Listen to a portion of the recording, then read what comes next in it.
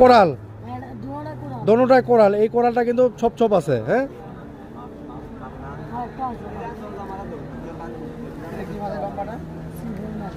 এটা হলো স্যামন মাছ না? হ্যাঁ, এটা হলো স্যামন মাছ আমাদের এখানে বলতেছে। অবশ্য এইটার বৈজ্ঞানিক নামটা আমার জানা নেই, তবে এটা স্যামন মাছ আমার মনে হয় না এটা স্যামন মাছ। হ্যাঁ, না না, আমরা যেটা ওই ইয়েতে দেখি ওটা তো আলাদা স্যামন, এটা এই মাছটা আলাদা। এটার একটা বৈজ্ঞানিক। এই মাছটা কি মাছ? এটাকে লম্বা ফাইসা বলে।